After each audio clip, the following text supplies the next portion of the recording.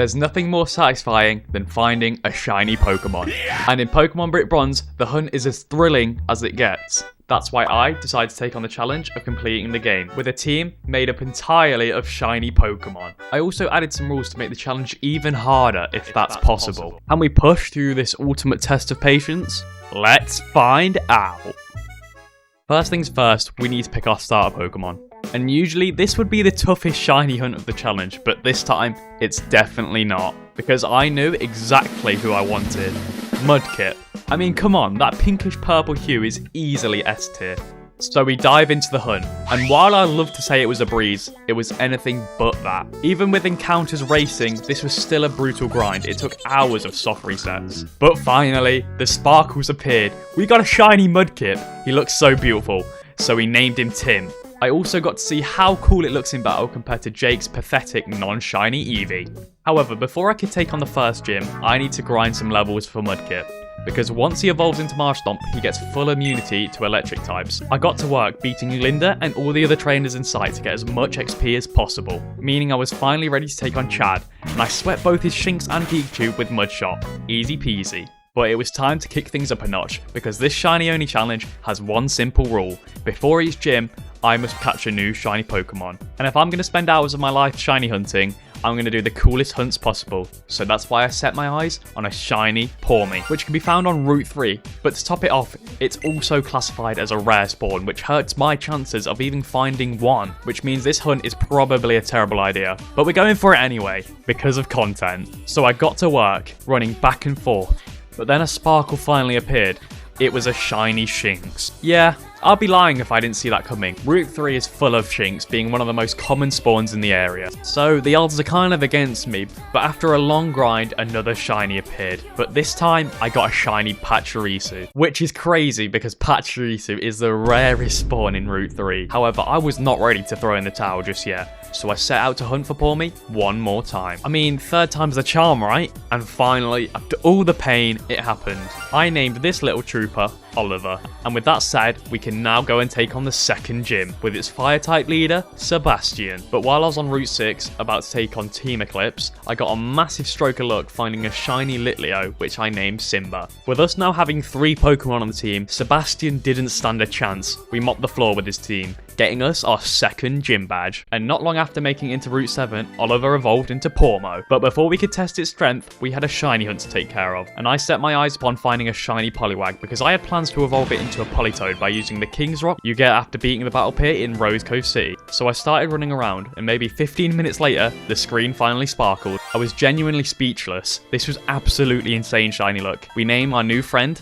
Toad. And with a 4th shiny on our team, our next stop was Rose Cove City. But not before we beat the Lumberjacks and evolved Toad into Poliwhirl and Tim into Swampert. With all these evolutions, I was ready to now take on the 3rd gym leader. And here's a quick summary of how it went. Earthquake, Earthquake, and guess what? Earthquake. Yeah, Quentin didn't stand a chance, and just like that, we had our 3rd gym badge. So far, the battles have been smooth sailing, but I had a feeling that could change later on. So with that said, I beat all the trainers on the pier to get that King's Rock. This now meant I could evolve Poliwhirl into Politoed, and to top it off, Pawmo also evolved into its final stage. Anyway, with our 3rd gym badge secured, it was time to set out on our next shiny hunt. This time, I headed to Kraganos Cliffs, a spot brimming with some of the coolest shinies in the entire game, like Bagon, Larvitar, and Gligar. The list goes on. But honestly, my heart was so set on that beautiful green goblin. Also, Salamence shiny is an absolute gem. Adding a flying type to the team would mean no more torture for my calves. However, there was one slight issue with getting a shiny Bagon. It only had a 2% spawn rate. So instead, I devised a faster way of getting myself a shiny Bagon. The plan was simple. The first step was to grind 7,500 ticks in the Amphion Arcade, which would allow me to get a Ditto, which I made sure was shiny. The second step was to get myself a hoverboard, which would allow me to generate more chances of getting eggs from the old man. And the third and final step was for me to catch a Bagon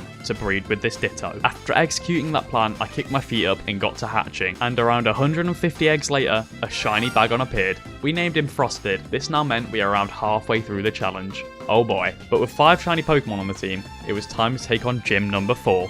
Stefan and his flying types, and you'd think this would be a job for Oliver due to his typing matchup. But nope, Tim took care of it, carrying us with Rock Slide, taking down 4 of Stefan's Pokemon and almost beating Braviary. But in the end, Simba swooped in and finished the job, getting us our 4th gym badge. And with that, our next target was Professor Cypress, because he held the key to us getting our 6th shiny Pokemon. This is because an Absol is given to the trainer right before the battle with Cypress, meaning it can be soft reset, so there's a chance it could shine. So I got to work resetting over and over until Absol finally shined. However, this wasn't the first instance, as I may have accidentally reset my game, losing the original shiny Absol, all because I didn't save. So if you guys have learned anything from this video, it's to save your game. Moving on, I named him Lucifer because of his awesome red colouring, and with our 6th shiny in the bag, we were ready to head for the 5th gym, which was located in Roria City, which involved me using Tim to beat up all of Prince Ryan's Pokemon with Ice Punch, getting us our 5th gym badge, allowing us to advance towards the 6th gym, but not before we get ourselves another shiny Pokemon. However, I was stuck. I wasn't sure who to hunt for next. There were so many options, like Gibble or Snorlax. But after a bit of brainstorming, I decided to go for a shiny Zora. Yeah, even if that spawn rate is a bit scary, I was ready to suffer the consequences. And to my surprise, I found a shiny Baltoy. Really, game? You couldn't just nice me for once? But I wasn't ready to give up, so I continued searching. Not long after, the Pokemon gods answered my prayers, and a shiny Zora had finally appeared. So we added him to the team, replacing Simba, while also deciding to call him Lane. Our team was looking stronger than ever, especially evolving Lane into a Zoroark. This now meant it was time to head towards the 6th gym. However, for this gym, I was severely at a disadvantage, as most of my Pokemon were weak to grass types. However, this is where Lucifer comes in. When she Mega Evolves, Absol gains the ability Magic Bounce, which makes Lavenny spam Sticky Web. This allows us to set up 3 Swords Dances, sending our attack stat through the roof, which allowed us to sweep the 6th gym with just 1 Pokemon, getting us our 6th gym badge. Good job, Lucifer. It was now time to find the next shiny before the 7th gym. However, I wasn't very fond of any spawns that were ahead, so I decided to go back to Route 13 to get myself a shiny Houndour. And a little while later, we finally got one. Look at that beautiful shiny. I decided to name her Cerberus, sadly replacing Lucifer.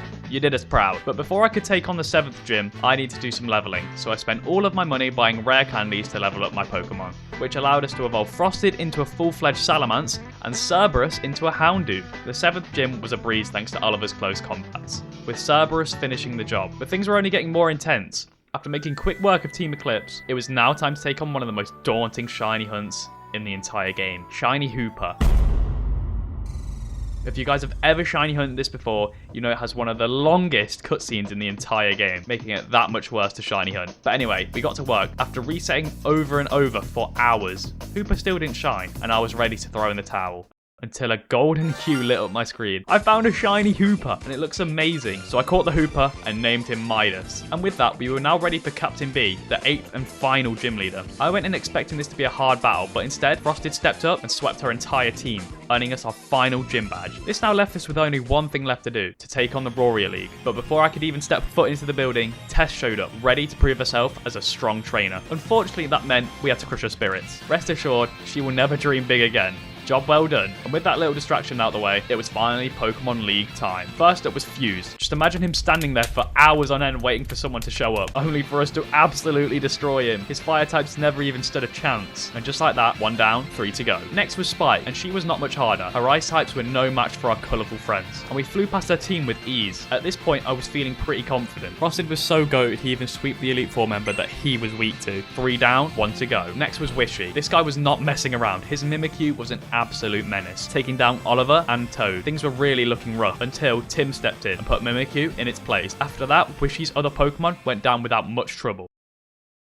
And now we only had one more obstacle in our way. Champion Brad. Could we conquer the toughest trainer in Roria with our funky team of shinies? Let's find out. Straight off the bat, Magerna was a problem, nearly KOing Swampert in just one move. But eventually, we did take it down. We almost took down Feraligatr too, but before we could finish the job, it counted hard, using Dragon Dance paired with Liquidation, knocking out Tim. Thankfully, Oliver came in clutch, cleaning up Feraligatr. However, there was only one Pokemon who could finish the job, and that was Frosted. So I set up 2 Dragon Dances, ready to finish this once and for all, taking down Lycanroc, Aegislash, and Mega Gallade, just leaving him with one final Pokemon, and that's when things got really dicey. Black Kyurem came out one-shotting Frosted. We were in trouble. I sent in Lane, but Kyurem saw straight through that, hitting hitting us with enough power, leaving Lane just below half HP. This now gave us a chance to strike one last time with Throat Chop, and just like that, Kyurem went down. We did it. We beat Pokemon Brick Bronze by using nothing but shiny Pokemon.